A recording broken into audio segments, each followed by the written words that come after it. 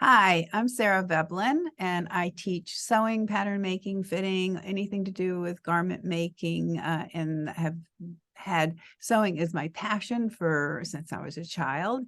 And today I have a student and a friend with me, Kris Haight. And she is she and I are recording some conversations, topics that we enjoy talking about, and we find that we go down all the different kinds of paths, and that's what we're going to do today. So hi, Kris. Hi, Sarah. It's great to see you again.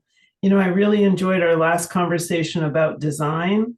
And for me, that's really, really super creative and, what I would categorize as fun, because it includes color, it includes texture, and just, looking at beautiful clothes. So I really enjoyed that. And so today, our focus is on fitting. And that's really where I started in my conversation with you, looking at your perfect fitting book, trying to do fitting on my own and struggling. And for me, fitting is much more, I don't know, formulaic, or there's more specific content I feel like I needed to learn. Whereas when I think about design, I feel a little bit more open, a little bit more creative there. And so when I thought about finding a way to get a master pattern or to get something that would fit me, I thought about actually two different ways of doing it. I'm sure there's more. One was to go to someone and ask them to create a moulage for me. And I thought about that a lot. And then I really went the other way, which was to work with you and to do a lot of practice and reading on my own so that I could actually see what the issues were and so that I could understand them. So it would be helpful for me, because I'm sure you have a lot of experience with this, to hear how you think about those two choices, and maybe your experience with moulages, and then certainly all your experience working with students and clients around fitting. Yeah, early on, meaning when I was, I guess, just out of fashion school, I made a very close fitting sloper. And immediately this gives us the the conversation. Well, what's a moulage? What's a sloper? What's a block? Why does Sarah use the term master pattern? Right. And really the reason why I use master pattern, well, let me define it first. The master pattern to me is a garment that fits you well. It's a base pattern. So for me, my bodice master pattern is a darted, a side bust dart pattern. It has the amount of wearing ease in it. It has a sleeve that is comfortable for me. And I feel like it hangs nicely and I don't have unsightly drag lines. So it's really conforming to my body, but it's not tight. So when I was in school, we were, and then afterwards, as I said, I started to work on a close fitting sloper.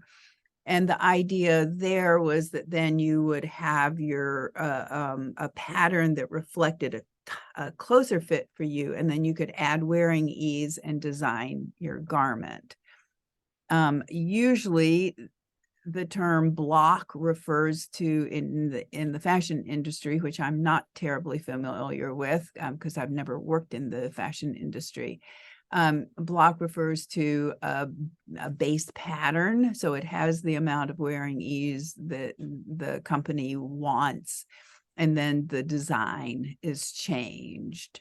So to me, block is more similar to what I'm referring to as a master pattern. And to me, a moulage is literally a second skin. It fits very snugly. It shows all of the contouring above and around the bust, underneath the bust. And a lot of people do create a moulage, whether they do it on their own or go to a professional to have them that help or to have it done for them. Because a lot of, I feel like there's in the literature about sewing and developing patterns for sewing hobbyists, that there is this thought, well, if you have your second skin, your moulage pattern, then you can make anything that you want. But to me, there are disadvantages actually to having a moulage, which is that for at least for myself and the vast majority of people I work with, people don't want to wear really close fitting clothes like that. So, in the 1950s, women wore very fitted dresses with waists and had side bust dart and waist darts. They were very fitted. But for the large part, most of us don't tend to wear that type of garment now. At least the students who are coming to me, that's usually not their goal. Certainly if it is, I can help them develop that. But so a moulage, because of the amount of contouring in it, you have to be scaling it up to allow for the amount of wearing ease that you want. I think my focus has been so much on design, helping students get into a position where they can start to design for themselves, which we were talking about in our conversation last week. And that YouTube video is live and available to everybody. It's called A Conversation on Design, about design, because that's what I want. That's what I want to help empower people to do, so that you can have a base pattern. Like this is my base blouse pattern. I have, quite a number of variations, just changing your neckline, changing collars, adding a seam for a yoke. There are lots of things that you can do that all of a sudden you've got a garment that looks entirely different. But that base fit, when I say base, that what you've worked so hard to incorporate, what's comfortable for you, the amount of wearing ease that you like, is in your pattern, so that every time you use your master pattern to create another garment, you're going to have that amount of ease that you have worked hard to develop and that you're comfortable in. Now, of course, you can make it bigger for a looser fitting garment and you can make it smaller. But to me, if I were starting with a moulage, every time I use the moulage, I'd have to be thinking, okay, how do I want to do this? How much ease do I need? And where is it on the body that I need it?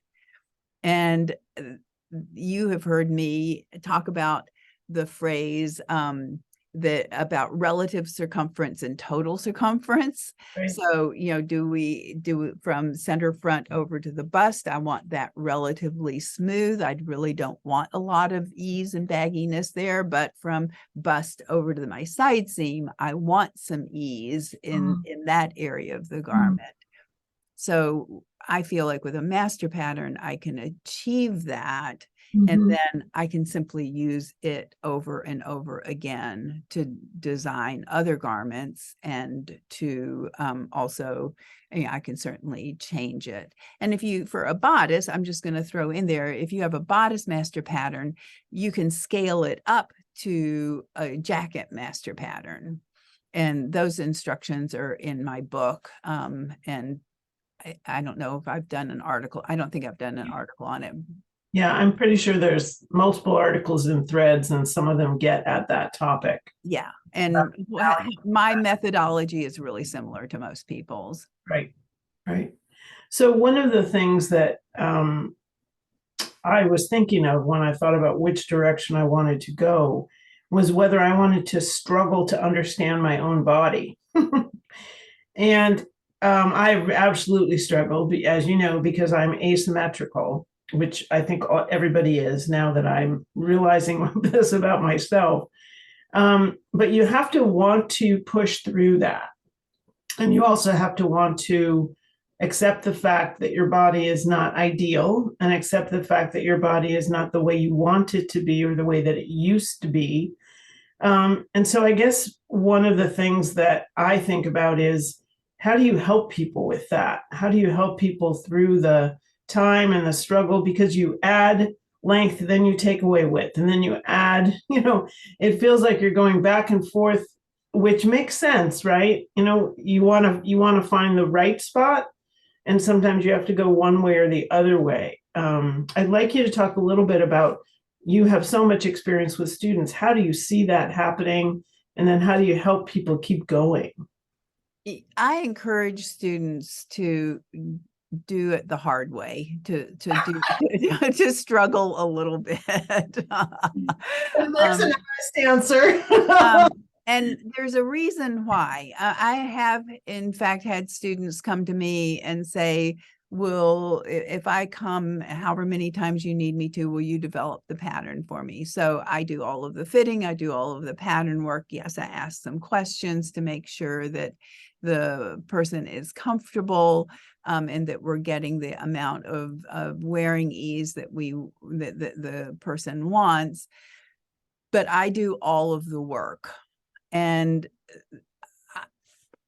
I then am the one who I feel like I then own the pattern. Obviously, I'm going to give it to the student. It's not about proprietary ownership, but in my brain, I have developed a much greater sense for what that person's body is. Right. And now there is a difference if I am fitting somebody else rather than trying to fit myself.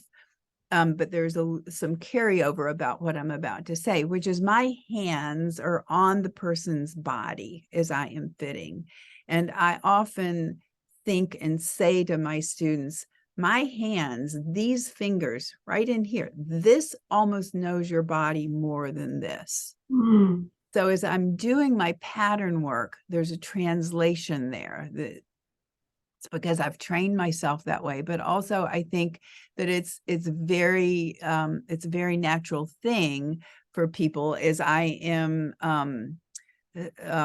say I'm putting a little bit of waist shaping in and I know how straight or how curvy that person is. I have a sense in my fingers, and then as I lay my ruler down, that gets translated somehow. Now, it's not that I measure down 2 inches and then it starts to curve.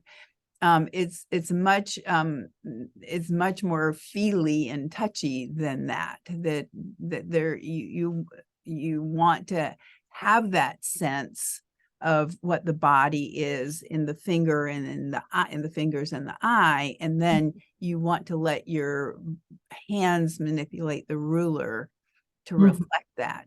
And when you're fitting yourself, you don't get as much tactile experience as I would if I'm fitting you, because it's hard to feel your own back and your everything else distorts, but you still are getting that. Well, I think you're getting it, but in a different pathway to your brain. So, for example, right now I'm working again on pants fitting. And, how does the crotch fit and how do I want the crotch to fit? And so I get feedback that says, that's too long. It's hanging down. That's too tight. It's pushing up. So that's the kind of feedback that I get. So then when I go to the pattern, I think I need more room there, or I need less room there.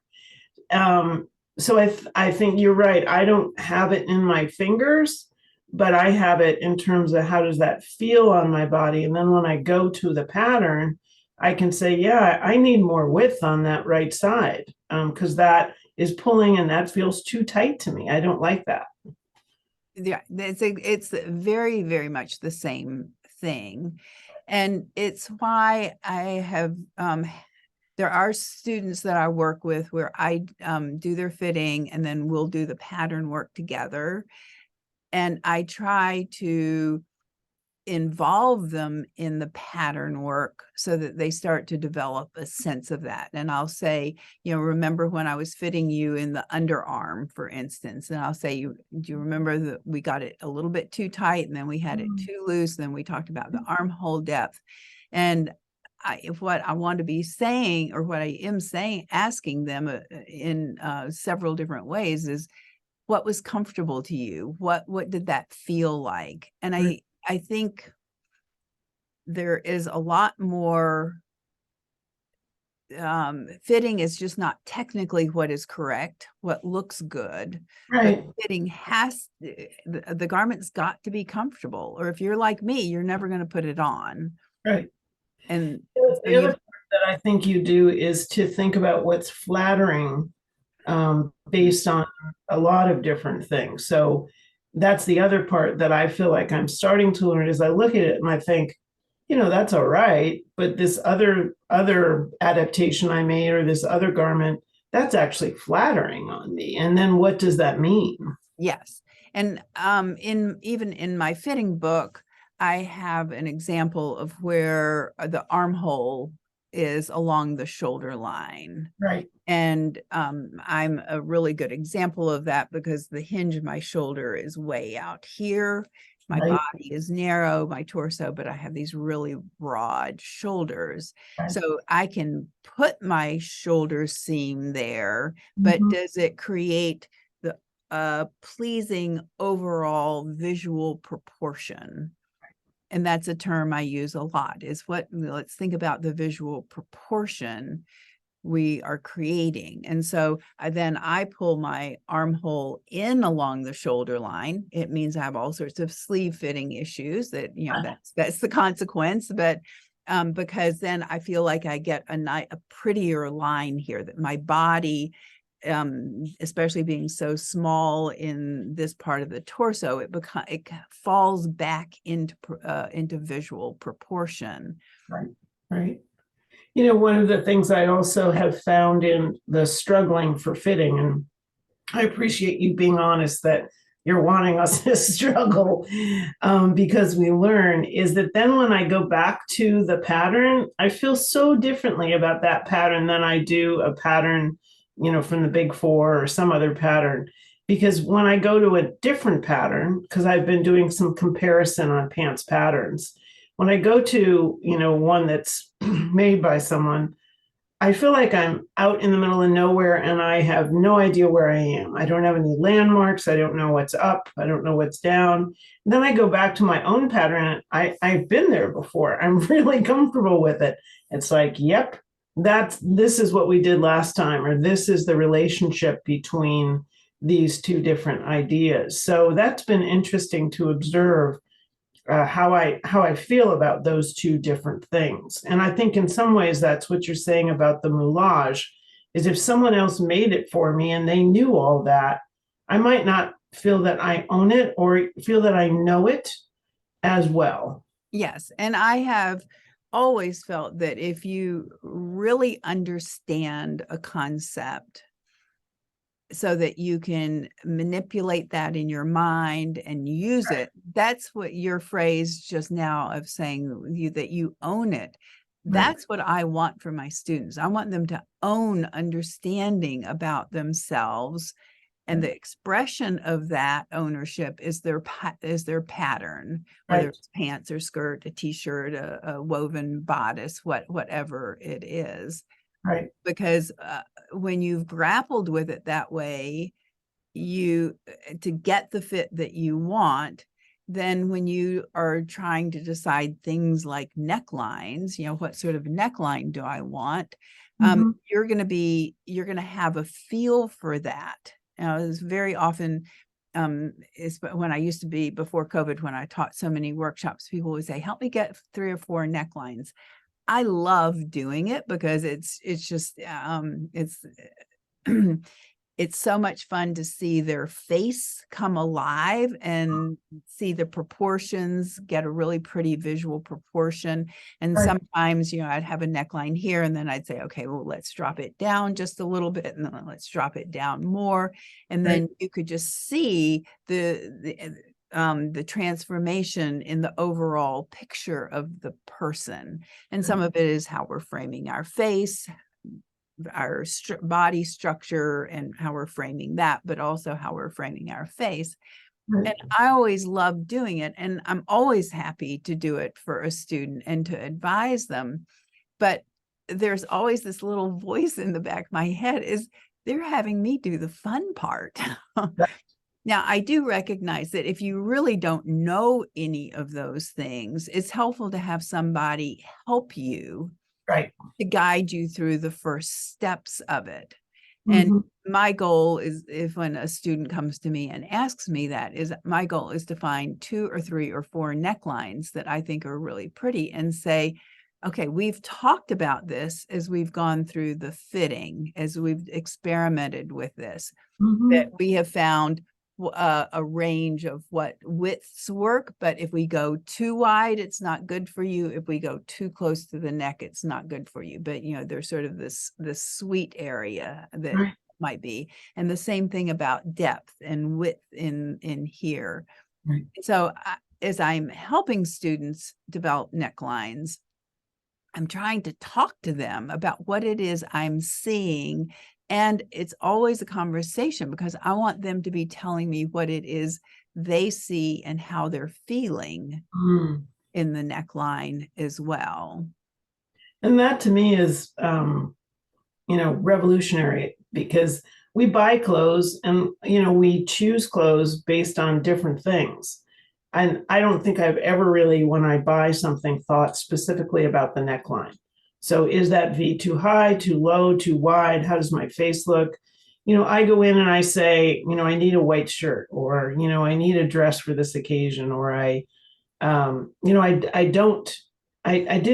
never really felt when I shop that I do that kind of assessment to actually really look at myself when I look at a purchase. And perhaps I'm really different from other people. But then when I think about the ability that I have when I make my own clothes to actually control that, and Yes. freedom to try those things. And just as you said, say, that's okay, but it's a little wide. That's okay, but it's a little high. Or, I wonder what X would look like. That's really exciting. Really, really exciting. And to me, it is, because I keep coming back and doing this for myself and with lots of students. But I think you're right. For my guess would be the great majority of people who are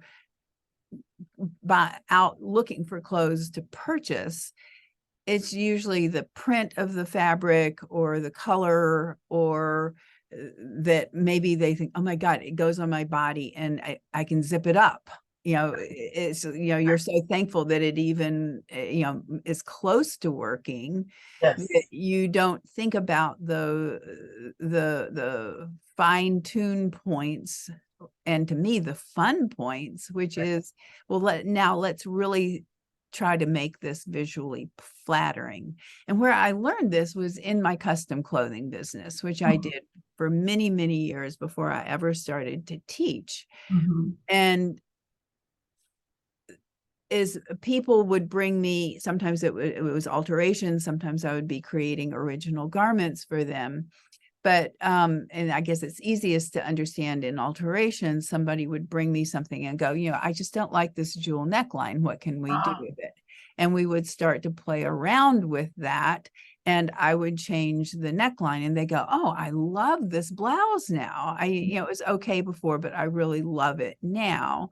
Right. So that transformation that I started to see in literally how my clients' faces would just light up. I could almost feel their body relax into who they are. And they would become much more at ease with themselves because they could see that this overall was more flattering for them. Right. And that's the opportunity that we have when we're garment sewing, is we maybe not every garment hits it, the nail on the head every single time. And I talk about that a lot, is, this neckline, it's okay. It's nothing striking, but I wanted the rest of the fabric and the, turning the sleeves on the bias, I wanted it to take precedence. Right. And so it may not be a wow neckline, but it's a perfectly flattering neckline, at least to my eye. Yeah, and perfectly flattering that's quite an achievement, actually. As opposed to a jewel neck or a crew neck or a boat neck or perfectly flattering is really amazing. Yeah, or pretty flattering for a lot of people. Yeah. But that creating that visual proportion, I think, is it's really key. It's something that I learned in the custom work and in alteration, how much power I had to make the person I was fitting look more proportionate or less proportionate. And I learned in my custom work to say, okay, let's see if we just give you a little bit more waist shaping in this blouse or in this sheath dress or this jacket. And I would, sort of hold it in or pinch it out. And I'd say, we can even take a picture. What does this look like compared to it looser? And they go, oh, it looks a lot better with just a hint of waist shaping. And they said, I thought that I would, my hips would look too big or something like that. Right. And so you can literally see it, but you have to learn to look. And this is something you and I were talking about in our conversation about design, is so much of all of this garment making journey is learning to observe and look and understand what it is that you're seeing. So there are certain things that you must look for, or certain ways that you look. So for example, in fitting, one of the starting places, or one of the most important places that you go to, is having the HBLs level. And then you repeatedly kind of go back to that on and on. And I would imagine that may, if you didn't have the HBLs level, that may impact or will impact what the look is. But when you think about looking and what you did with your custom work and how you instruct students now, what are some of the things that how do you look, or what are some of the things that you look for? Well, the HBLs, which stands for horizontal balance lines, are crucial in my signature approach to fitting, which is that, I have a horizontal balance line in a blouse. It's under the bust, or in a dress, a jacket, it's under the bust, but above the waist. In the pants and skirts, it's at the hip. And the whole idea is that if you get that level, then the garment is going to hang plumb from there down. Right. And then the fitting is happening from the HBL up. So if the HBL, say in a blouse, is lower in the back than it is in the front, you're going to have your side seams. Here's our front. The side seams are going to pitch forward. Right. The front of the garment is going to swing out, and the back of the garment is going to tuck in towards the buttocks, or that area. So we could leave the HBLs that way and address each one of those issues. But the magic of HBLs is if you get that HBL level, all of a sudden your side seam is going to hang plumb. So your HBL was like that. You bring the HBL up, your side seam almost always is going to hang plumb. The front of the garment's not going to swing away from the body, and the back is not going to tuck in. So instead of doing 5, 6, 7 other types of alterations, keeping the HBLs unlevel, you get them level, and to me, it's a big win. It also, go ahead. It also speaks to relative versus overall. And I remember when I was first developing how I fit, I would see that the back of the garment was tucking in under the buttock. And so that creates usually tightness across the hip. Right. So I would let out the side seams. This is, I was following my steps. This is what I'm supposed to do, release tightness. And I would release that tightness, and I would then fit the side seam. Then I would get to the point where I go, okay, let's get the HBLs level. And all of a sudden there was too much room in the side seams. Once the HBLs were level, the garment was hanging properly. And I found that very often I did not need more circumference in the side seams. Sometimes I needed a little bit, sometimes I needed less. But so that over and over again, some of us, including me, I feel like I can be a slow learner. You do that 10, 20, 40 times, then you go, okay, so it's really important to get the HBLs level, so I don't start to take my side seams out and add extra fabric, only then 3 or 4 steps down the road to undo that and get it corrected again. Right. And thinking about how that relates to a flattering fit, it would be unflattering to have a skirt tuck under my butt and then the front kick out, as opposed to when the HBL is level, it's just this long, beautiful line. Right. That is probably a lot more flattering to whatever my proportion is. Right. And the same is true on a bodice, rather than having that shirt swing forward Right. and flare away from the tummy. I mean, it's going to hang plumb. Right. Right. Yeah. So you've had lots of experience helping people fit garments, people of all sizes and shapes. One of the things that happens to me with some regularity, less than it used to, is I hit what I call a speed bump, or I feel like I get lost, and I can't kind of find my way again. And I would imagine other people experience that too. When I get there, do you have any advice for people who hit those spots? You know, what should we do to get out of that and keep going? So I laugh only because about what I'm about to say. Very often, if you have made some changes to your fitting muslin and you just can't see what the next step is, I would immediately say, make those changes in your pattern that you know those fitting changes are working. Make those changes in your pattern, copy the pattern if it's really a chewed up pattern at that point, and make a clean muslin. Mm-hmm. Is the first thing. And that's what I learned both in my custom work and as time has gone on, when a student comes to me and asks me to fit them, Right. and I am more in charge, I'll say, let's make a clean muslin. Let's get these changes made to the pattern and make a clean muslin. So if you have made, to me, and this is more elementary than what your example was, but if I have leveled the HBL and I've gotten on a blouse, and I've gotten the circumference for the bust shaping, and I have the back length correct. The shoulder placement may not be right. The armholes may not yet be right. But if I've accomplished those 2 or 3 really basic, in a good way, basic things, then rather than continuing to go forward, I will make the pattern changes and I will make a clean muslin. And a lot of people say, well, why do you make a clean muslin? Why don't you just change the muslin that you had? Right.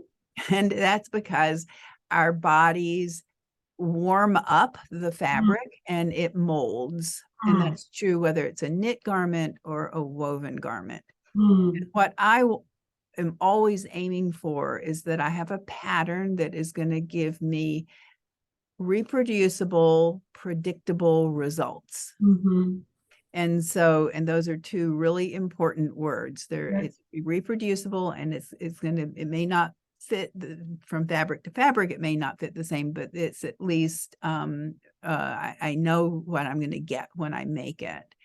And so when you have a clean muslin, you are testing, I call it proofing your pattern. Right. Those pattern alterations I just made, in fact, are working. I can see my HBL is level, or maybe, it's not quite level enough, and I need to get it more level. Right. And so I've proofed it. Plus, when we have a clean muslin, our eye does not get hung up on those sewn fitting changes. So say you increased your side bust dart and took a tuck across the back to get your HBLs level. It's a very common combination. So your front should look pretty good if you've gone in and resewn the darts and the darts to the inside. But every time you look at the back, the fabric is not going to hang as it would in a new garment, because you've got a tuck back there. You have a horizontal stitching and a horizontal tuck or wedge, and it's not going to hang as nicely. Plus, as you look at the back for fitting yourself, you may take a picture of your back. Your eye is going to hit that sewn line every single time. It's really hard to not see it. So to me, I'd rather take these smaller steps and then Right. have that proofed, my pattern changes proofed out to me. I have a clean muslin, and all of a sudden I find it's so much easier to see what the next steps should be, the next fitting issues that should be addressed. When we have been through this process where I hit a bump, or, independently, my work, I hit a bump. So I find it very helpful to hear you say two things that I know are true when I look back. One is that the fabric changes, and the fabric changes because I ironed it, right? The fabric changes because I pulled the seams out. Fabric changes because, as you said, it warms on my body. And the other thing that's really true, even though I try not to do it, is I see the visible changes that I made, whether it's, as you said, it's a horizontal tuck, whatever it is, or some place where I added fabric and then I stitched it with a contrasting thread. But it is also true that every time I do that, I feel like I'm moving backwards. I feel like I've lost headway. And that's that's all in my mind, right? That It's I psychological, but it's real. over, right? As opposed to what you just described, which is that I'm confident in the 2 or 3 changes I made, and then I'm going to now look at it with fresh eyes and look at it freshly to see where I'm going. And one of the things I didn't do that I do now is when I get a fresh muslin, I go through the same steps. Are my HBLs level? And so in a way, for me, that says, "Atta girl, Kris, you did it." And then I check something else and I say, "Yay." That's really important. And that's a big pat on your back. You got your HBLs level. That's something that is like, okay, I really accomplished something here. And Yeah. that empowers you, because it's like, okay, now I can go on and look at the next step. As you say, yay, I did that. Yeah. Yeah. And so I think that the other thing that I've found to be helpful, because sometimes I just run into a wall and I can't see, is that I just leave it and I go and do something else, whether it's sewing related or not. And then lo and behold, at night or as I'm driving somewhere, it's like, oh, okay, I know where to start now. So having distance from what I'm seeing and having distance from what I'm doing to be able to say, okay, I know where I would restart or where I would continue. So that's really helpful to hear how you describe that. I think sometimes when we're looking at a muslin, I know it's true for me and observing students, we are working at looking, which is a good thing, but we kind of become fixated. Yeah. And our eye keeps going back to something. So very often when that happens, I would say, well, go back to your checklist. Are your HBLs level? Mhm. You have enough bust shaping, that type of thing. So go back to your checklist. If you can check them off, that's great. And then take a step back. Sometimes that step back is just simply taking some photos and looking at the photos either on your camera or your phone, which is my camera, or put Right. them, for me, it's even better yet to put them on my computer screen, because I can size it up and down. So I can come in and I can look at something really particular, and I can go down smaller. So I'm having a longer view of it. Oh, Whereas when we're fitting ourselves in front of a mirror, we right. only have one view of it. Right. One of the things that I started to do initially, and I still do it occasionally, is to actually print them out in black and white. And I don't know whether you recommend this or not, but I'll take a ruler and I will draw some lines, both vertical and horizontal, because that gives me, again, it's a little bit of a reference point to be able to say, oh, that HBL actually is level, or it's just slightly up or slightly down, or it gives me a sense of where, for me, like, where is my center front? Is that really center front, or am I slightly off on that? And I don't know whether you recommend that. I mean, it's a little bit, it can be a little bit much. I would say if it helps you, yes. If you get kind of swamped or lost, Yeah. consider doing it. when students that I work with online with fitting, which is a slow process, but we're making progress and we do get there. I often will hold a little, I don't think I have one sitting right here, but I'll often have the picture up on the screen or print it off, and I'll hold a little 6-inch clear ruler up and see, Right. the HBLs look balanced. Now, the photo could be taken askew, Right. but we find something Right. that is, and that's why I very often will say, put some grain lines on the different garment sections, because then you can hold a ruler up to a print because your HBL is perpendicular to your grain line. Right.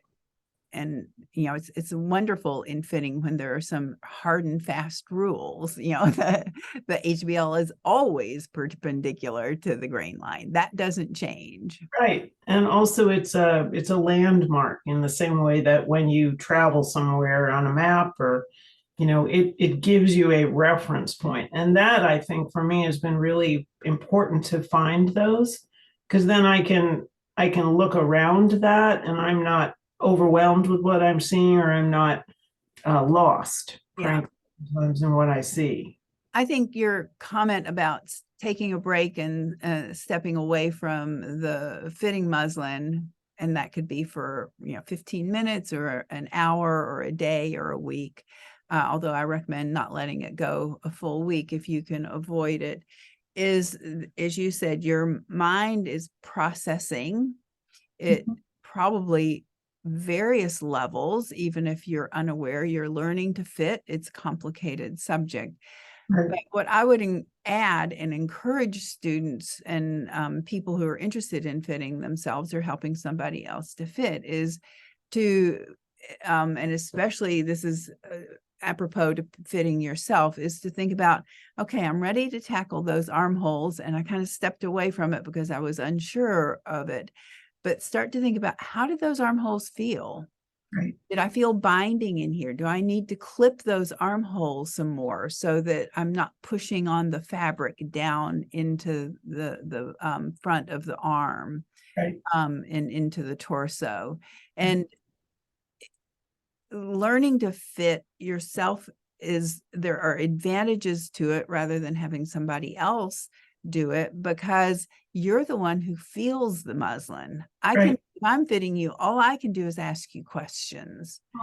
And Kris and I have worked together both online and in person, and you have heard me many times pin something and say, is this better? And then sometimes I'll say, is it enough better?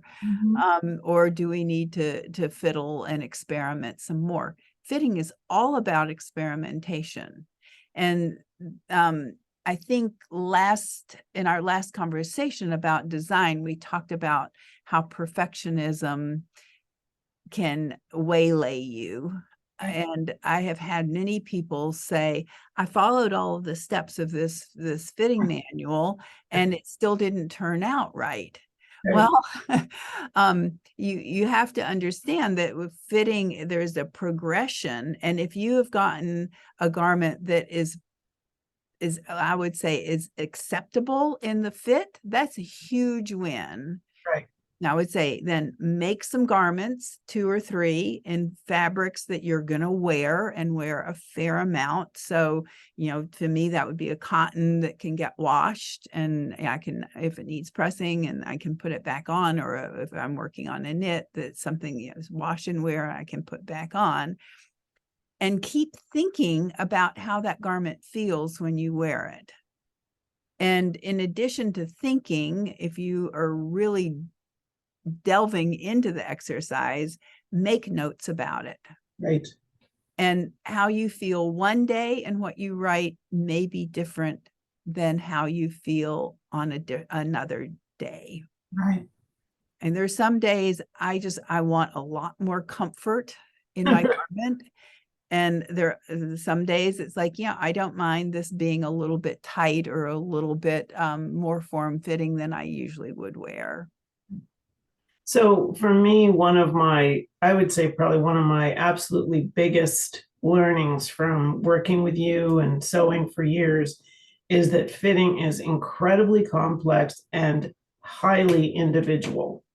And, I started probably as most people do, which is that there's a book that has a wrinkle chart and it says, do this, and then I did that and it didn't work.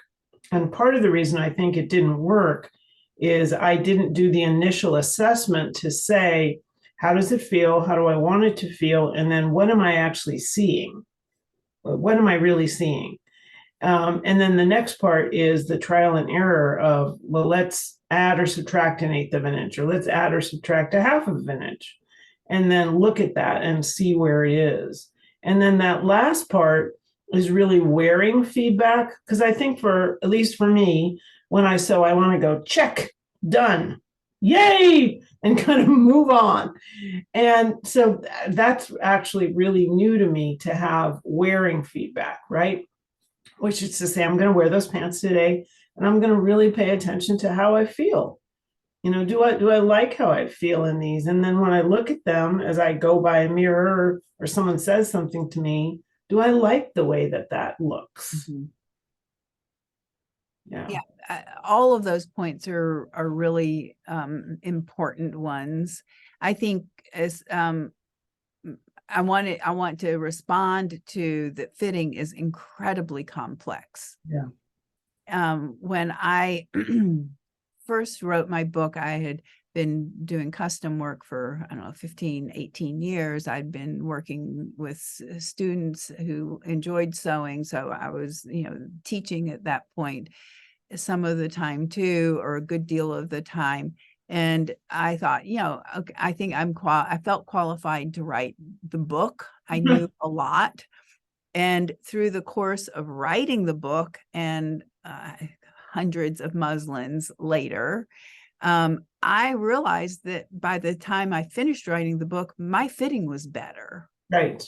And since the book has come out, my fitting has gotten even better. And Right. It's a lot of it is that I can see things. And some people, especially in hands-on workshops, I will be fitting one person, and somebody or several people in the class want to watch. And they often ask me, what are you seeing? Why are you doing certain things? And it's a very instructive way to learn. But people have sometimes made the comment to me is, your hands just seem to know what to do. Mm. Well, they do after having fit, I don't know, 2,000 people. Right. They didn't when I first started to fit. I mean, it is all practice, and it's a practice here of observation. Right. And say HBL is low in the back, and I'm correcting that, and I'm pulling fabric up above the HBL in a tuck or a wedge. There's a way now that I do this sort of quick experimentation with the size of that tuck, its center back. But in the beginning, I didn't do it that way. I would pinch something and pin it and stand back and look at it. I needed that. I needed to do it that way. Okay, it's a little bit too much. I'll pin it and do it less.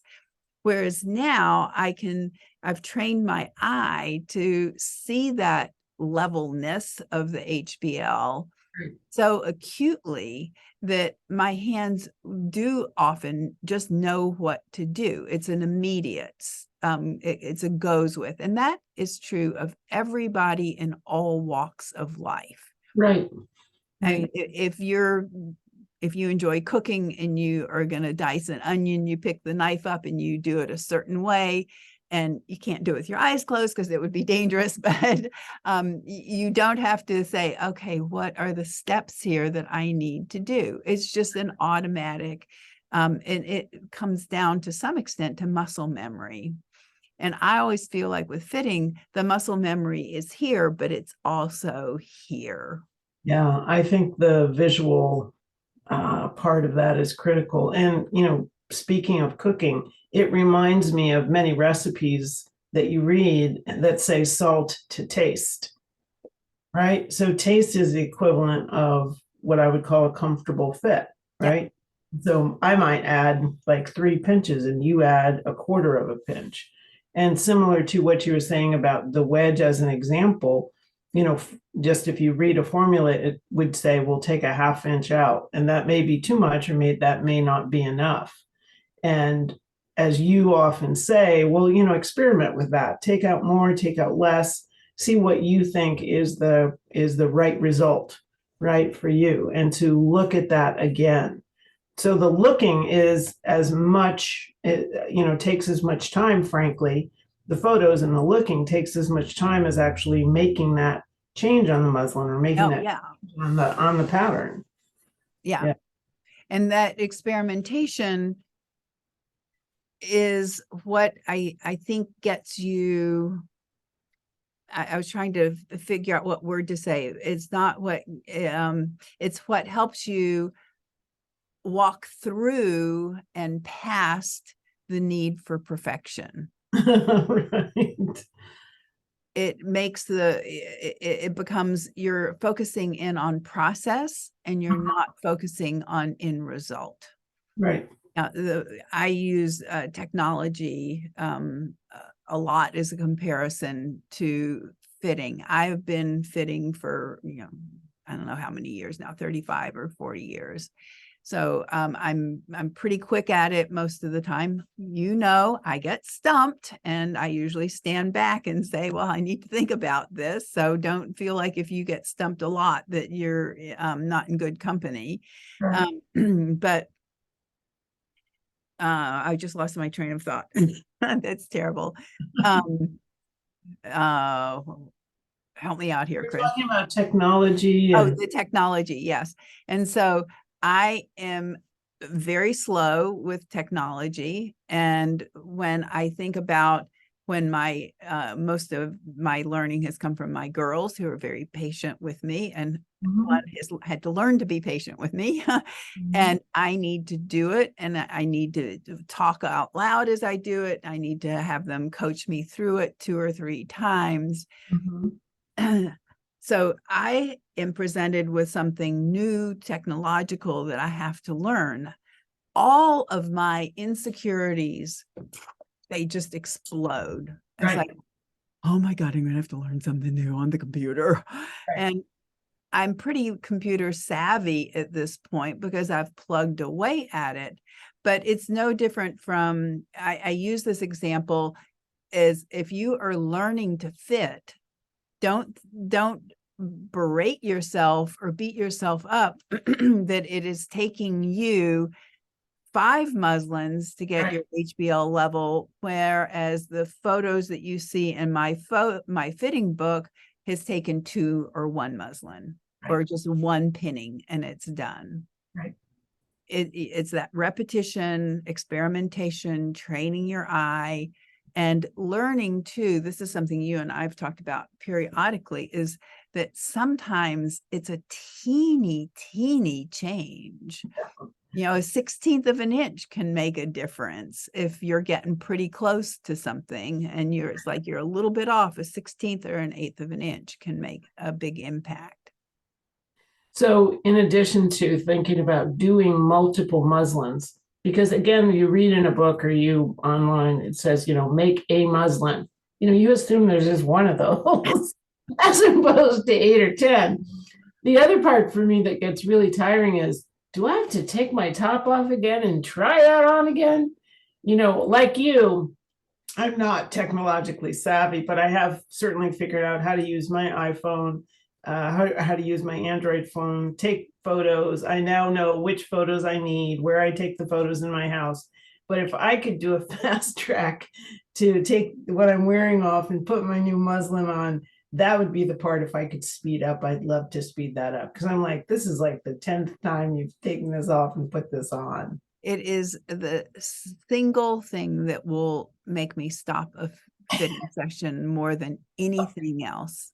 Is I literally am just tired of taking my clothes off. And in the wintertime, we keep a really cool house. So it's not like I can take it off and do a pinning and put it back on immediately. I take it off, I have to put a bunch of clothes on, then I pin it, my hands are cold, and then I have to get undressed again, and then put this one single layer of fabric that maybe is sleeveless on. It's like, So these are very real things. And my limit, I tend to be tolerant of, and then happy. I'm happy if I do it 2 times, 3 times.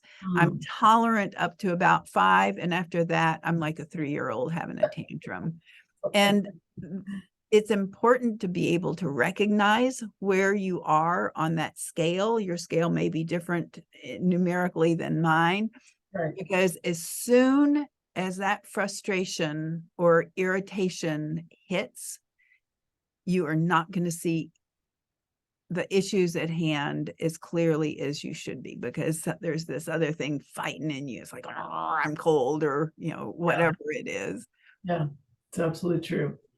So moving on to, rainbow and, sunshine, you actually have a master pattern that you're happy with.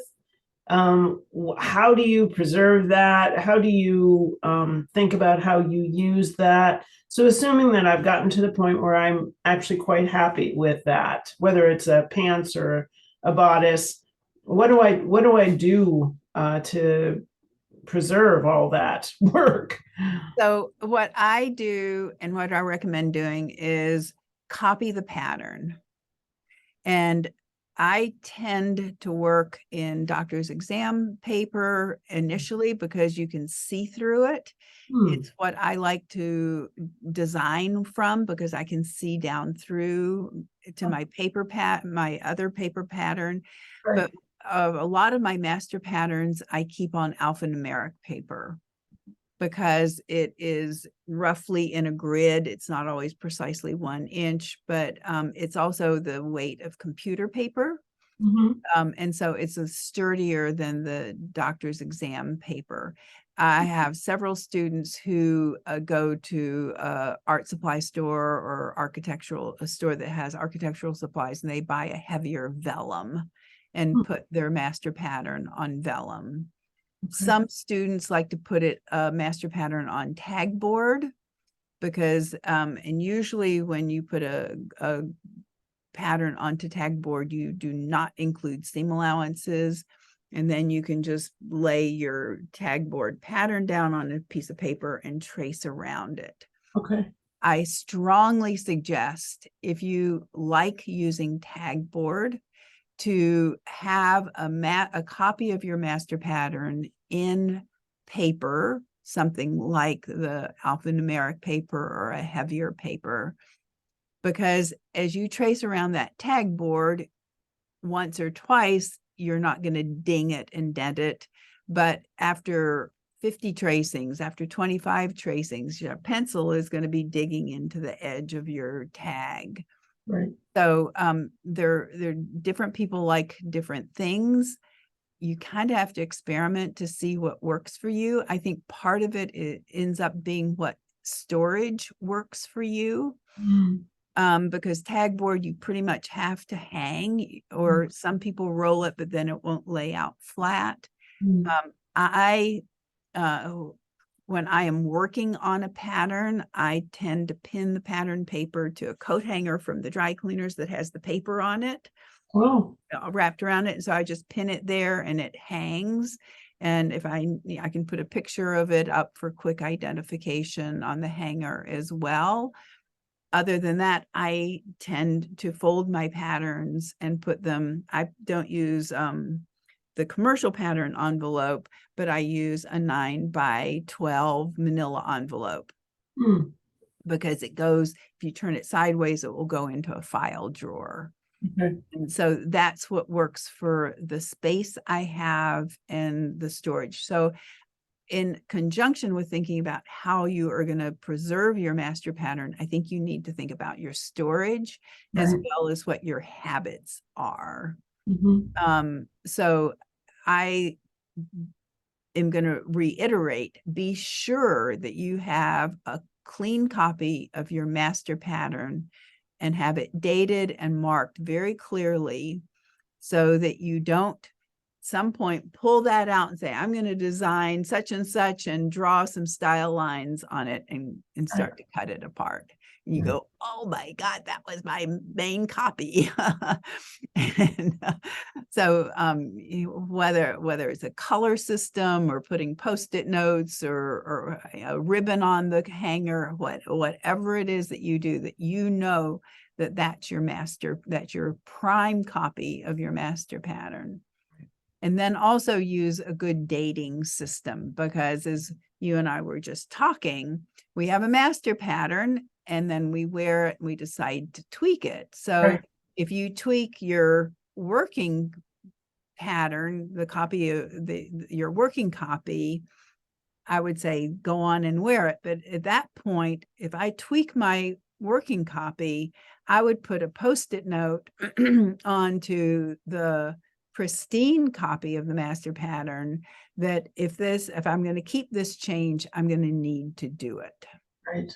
Reflected on the master pattern.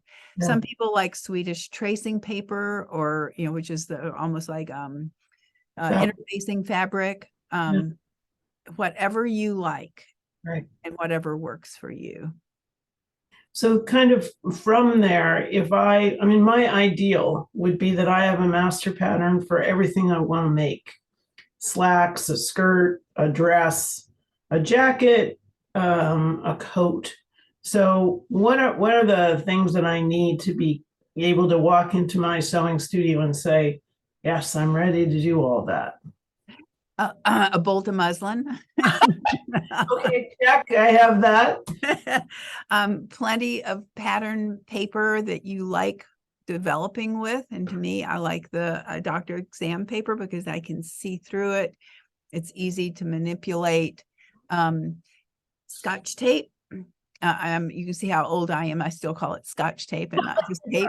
And I actually think I buy 1/2-inch magic tape. Right. And most tape is 3/4 inch, and you think, oh, it's only 1/4 of an inch, but it is much easier to work with, and it's far less tape on your pattern.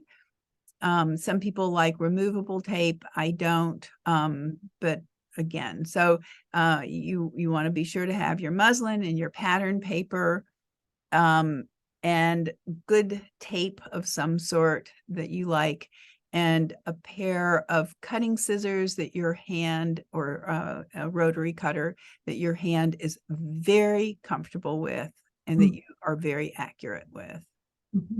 So I would have on the alphanumeric paper then the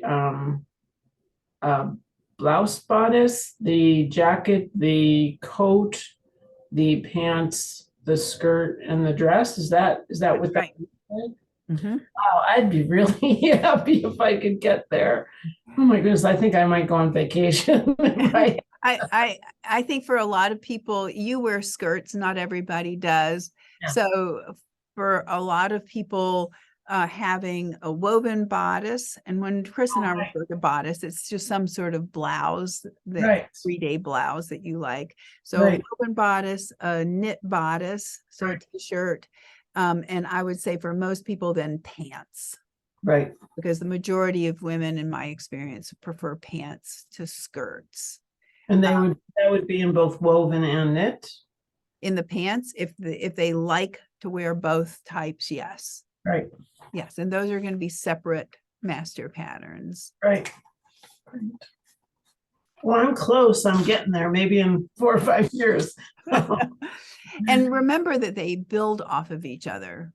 So if you have, if one of your goals is to have a knit dress pattern, and you have a knit bodice, well, the hard part of your work is done, because the HBLs are level, the garment's hanging right, you have the right armhole, you have the right bust shaping. So then you're going to make some steps to turn it into whatever style of dress that you want. Don't go buy a dress pattern and start over again, unless it's a wrap dress or some sort of dress that, there are layers wrapping over each other, or a knot or something, like that. but Mm. use your master pattern to develop. And the same is true for wovens. From my side bust dart, I have a darted with a dress, sheath dress with a waist darts, and I have a princess seam. Right. And that all is built from this. I had to do some fitting on the dress because fit dresses I have it fit a little bit more closely than the blouse. Mm. But don't try to reinvent the wheel. Just you've got the base. Yeah. So for a lot of people, they do want the woven as well as the knit in the bodices, and I think that is I think that's a really good aspiration. Uh-huh. Because for me, I think for a lot of other people, sewing up a knit blouse is or a t-shirt, whatever you think of it as, is a faster project than sewing up a woven. Yep. And there are times I want a quick win. Right. And when I haven't been sewing, I want to get back into it. The first thing that I think of doing is I'm going to make another t-shirt. Mm. I know it's going to work within parameters of whether that knit is going to behave how I think it is going to behave, the knit fabric of choice. But it's a known quantity and it's pretty quick sew. Whereas if I'm going to make another blouse, a woven blouse, it's a little bit more time consuming for me. Right. And those quick wins are important to keep our motivation going. Yeah. So you're specifically thinking about, how do I get myself excited to sew again, and how do I succeed is really what I hear you saying with that. Yeah, that's right. And sometimes having, I would say when you're trying to decide which garment to make is your first master pattern, think about what it is that you wear the most. Right. So if you wear a sheath dress, work on a sheath dress. You can turn that into a blouse later, a woven blouse. Could turn that into a jacket.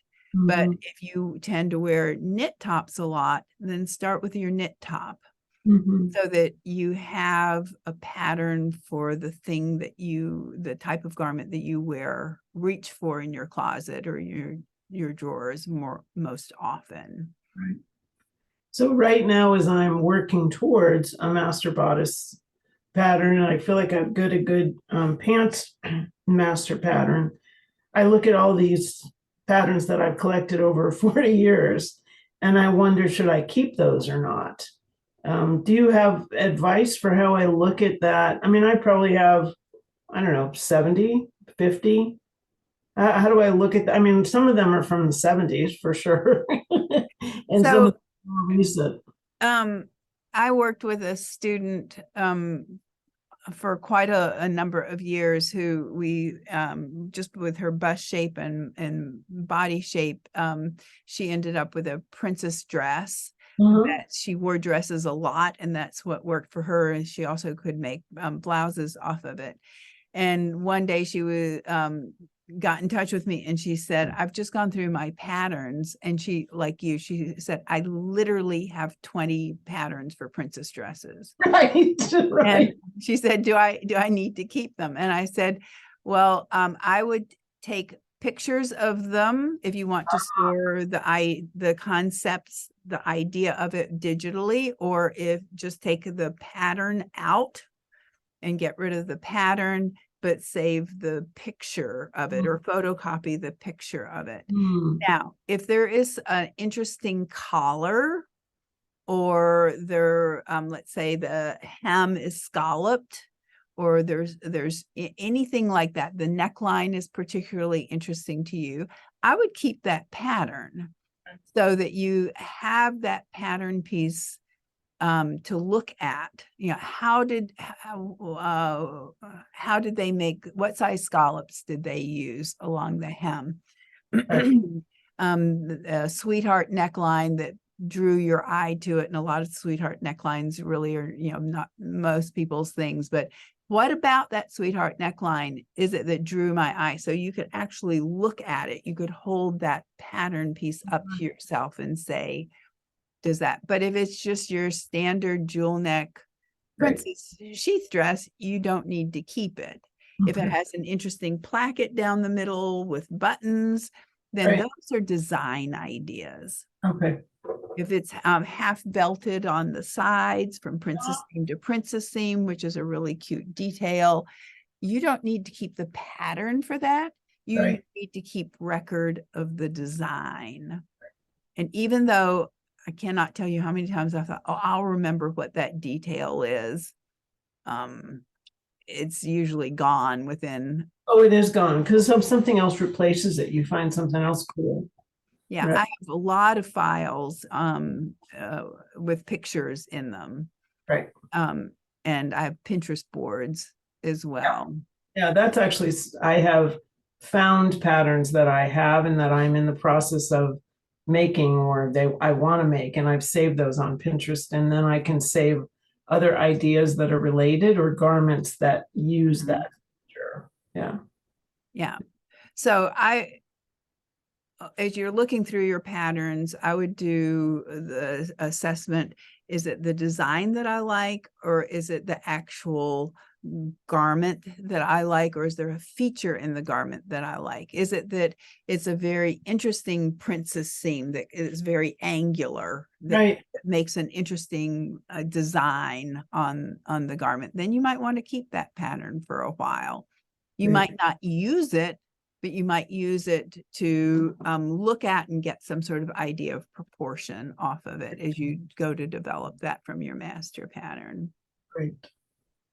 Well, this has been a wonderful conversation again. I'm just all excited to knit, and actually you're making me excited to actually look in my old patterns, which is a little bit overwhelming, but to look at them with a different kind of purpose, as opposed to, oh man, I had this idea what I was going to make out of that 30 years ago.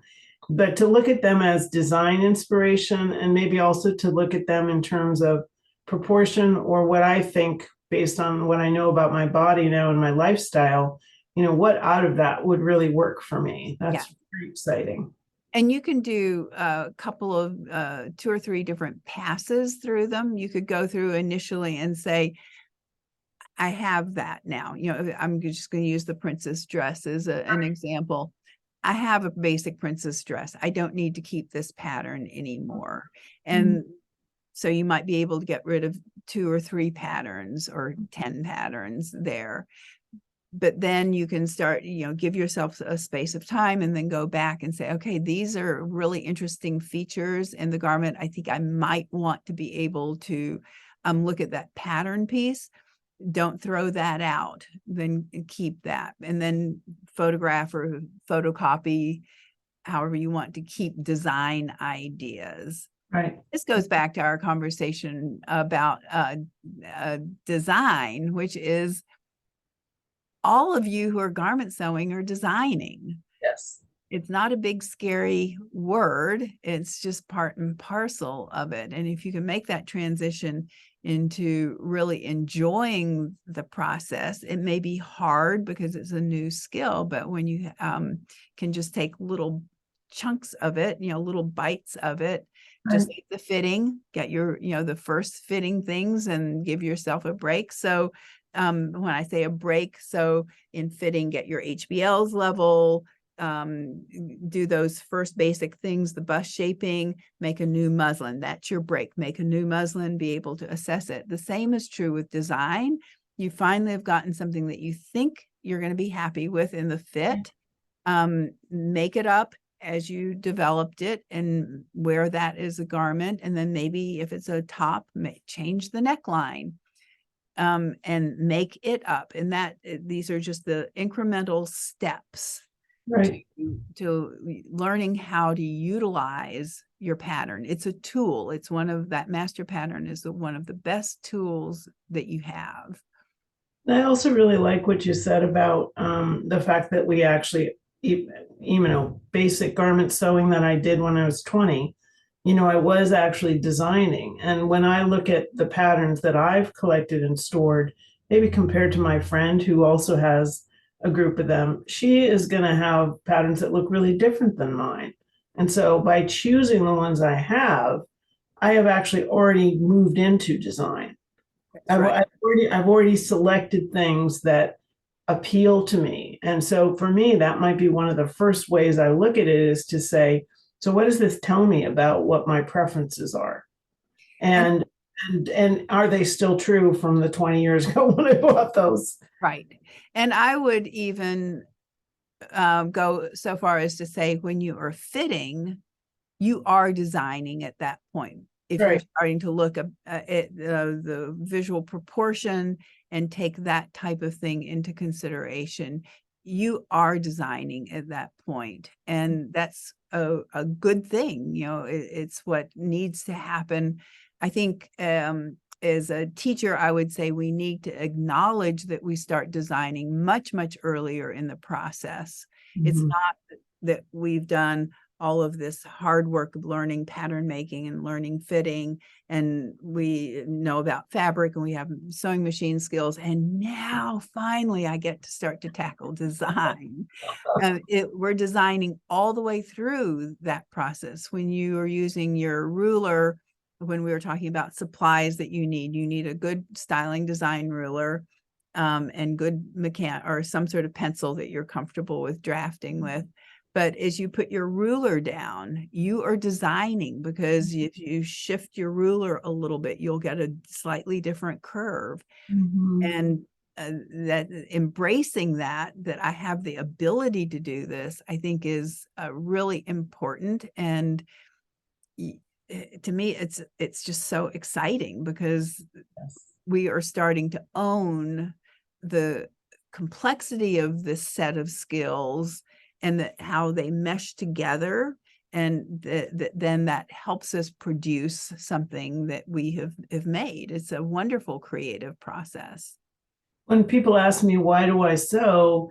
My answer has always been, because I want to have garments that I like, and I want to have garments that I like the colors or the fabric or, the fit of, and that is the definition of design, right? Yes. I don't want to buy the 12 black pants that are available, in various fabrics, because, that isn't me, right? Or I don't want leggings, so you have control over the things that really reflect you. Yes.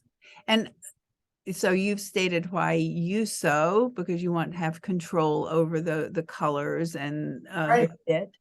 Some people are sewing because they simply cannot buy anything online Right. or in a store that ready to wear doesn't fit them. Yeah. And some people sew because they love fabric and they have to have a reason to keep buying it, so they need to sew it up. Some of us sew because we love the entire process. And I've talked to some sewers who say, I like parts of the process, but I don't like the whole process. I don't like every step of the way. But there are one or two parts of the process that is enough enjoyment that gives them enough intellectual stimulation or whatever it is that keeps them coming back for more. Right. It is really a unique experience to sew. If you don't sew, most of my friends don't sew. I know they have no idea why I'm so excited or what I'm doing, and then I, start working on a sewing project and I realize how happy I am and what pleasure it gives me, even though I'm taking my clothes on and off way too many times in a day. I still am happy doing that. Yeah, for a lot of us, it is our happy place. And I have felt for many years that creativity is, and that's what we are being, is creative in our pattern work and our visual looking and our design, our selection of fabric. It's extremely creative every step of the way through. Even fitting is very creative. But I think creativity, for me at any rate, and I think lots of people, it centers us. It gives us a core in which we can sort of center around, and we feel good about ourselves, or we feel good about the world, or whatever level it is. But having a creative pursuit allows us, yes, we go into, the flow or the zone, and we're off in la la land, sewing la la land, and then we come back to reality. But that is very, I think it feeds the soul. And part of what fascinates me with garment sewing is it's also feeding my intellect. I am a thirsty learner, and I like learning. I like developing skills, and sewing gives you the opportunity to do that at many, many different levels. Yes. And it's quite complex. Yes. And for a lot of us, we like that complexity. Right. And generally speaking, there's actually very little time at the sewing machine. Which most people who don't sew don't realize that. Right. And so whether you're a quilter or, whatever you do, there's all these other parts of it that, as you said, they're very relaxing.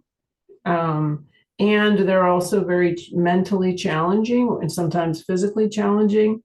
And so it offers all these things that I feel like I love doing. Yeah. So great conversation, Kris. Thank you so much. Great. I hope everybody who has listened to this has enjoyed it. It'd be kind of fun to, if you feel like posting a comment, to hear why you sew. It might be a fun conversation. I think for Kris and me, it'd be really fun to look at what those are. But Kris and I will be bringing you other conversations. If you have ideas of conversations or topics you'd like us to talk about, we can. If you would like to talk to me, certainly get in touch with me, and I will entertain doing that. And I just can't thank Kris enough for her thoughtfulness and how she has approached learning these different things, that however many muslins you have made that has gone into this, and to share her interest and joy in garment sewing as I have as well. Thanks, everybody. Bye-bye.